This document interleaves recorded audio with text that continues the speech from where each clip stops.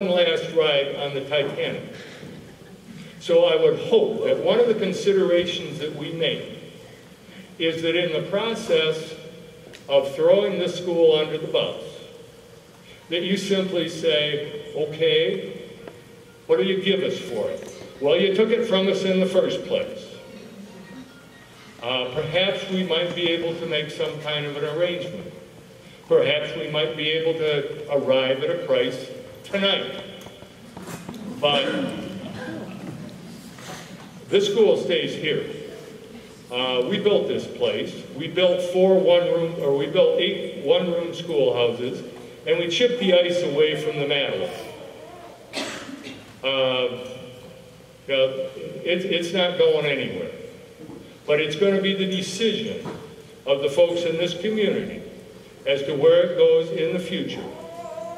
And we'll pay our Mordita to Detroit in order to keep our shoulders to that same wheel. But I would say Old Mission is the least of your worries. You got to take a real close look at where the whole TCAPS thing is going. Thank you.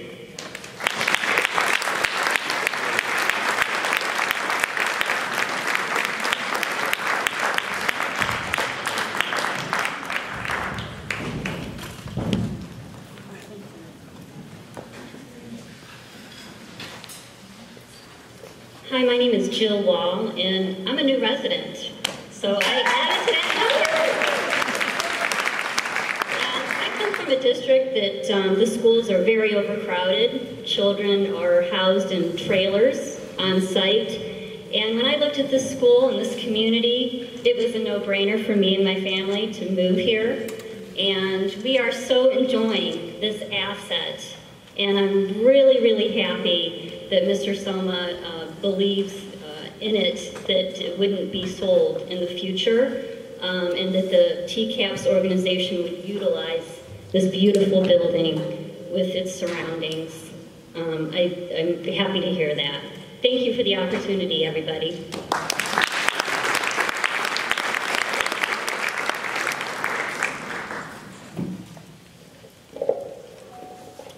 Hi, Walt. As a graduate of this school and as a resident of Grand Traverse County, TCAPS has a really terrible track record in renovating and then closing schools. I don't think you've recaptured the value of this renovation yet, and I question the ability of TCAPS to project future student enrollment based on your past performance. It's bad, and I haven't seen any proof that it's gotten better. Case in point. We renovated this X many years ago, and now we're closing it. And it doesn't make fiscal sense to me, especially when I see you not even recapturing all your energy efficiency potential in this building. Second question, you seem resigned to declining revenues. What have you personally done to increase revenues for TCAPS? So one of the biggest things that we've done is started an international program in which we've brought in this year 50 students, soon to be more. Had we not done that, our declining enrollment would be 50 more down. Those 50 students are bringing in about $700,000 for the school system. We actually get double the foundation for them. That's one example. I could go on a lot more. We instituted a few years back a purchasing card program. That program saves our school system well over $100,000 annually. And so over the course of the 8 years we've been at $700,000 or more. We're recognized statewide for that program. Last year alone, we've saved over $200,000. Last year alone, that program generated an $85,000 check to our school system. Exactly. So we were also able to eliminate a staff member in the accounts payable department. We process our accounts payable with one person. We have $14 million or $15 million in accounts payable. I really, really implore you to watch our board meeting and read our audit report. We operate a comprehensive school system. I get that not everybody's happy with our school system. That always is part of what we have to do. It's part of being in this environment. You simply can't make all people happy. I implore you to watch our board meeting, because I could sit up here all day and tell you the fiscal responsibility of balancing that budget. Let me give you another one. I can go along. You think I can go all day? I can go all day. You and I can have a discussion all day long. A few weeks ago, we were called by Moody's. Okay, we were called by Moody's. They rate our bonds. Okay. It seemed a little odd to us that we're getting a Moody's call that was kind of in between our bond sales. It's like, wonder what they're calling. Oh, we'll have probably want to celebrate us. You know, we balanced our budget for the first time since 2007. As I was getting into the questioning with Moody's, they evaluate our budgets, they evaluate it, they look at our capital planning, they look at all this stuff. I could tell where he was going. He wanted to downgrade our bonds. He wanted to downgrade our bonds. And I was like, what's going on here? What are you doing? And I talked about our balanced budget. I talked about our, showing him the fact. I said, can you send me information? Send. He said, thank you. We're not going to take you to committee. Oh, that sounds great. Looked like they're going to downgrade us, not going to downgrade us. 3 days later, an article came out. I have the article. Happy to give it to you. 43 school systems in the state of Michigan downgraded in their bonds.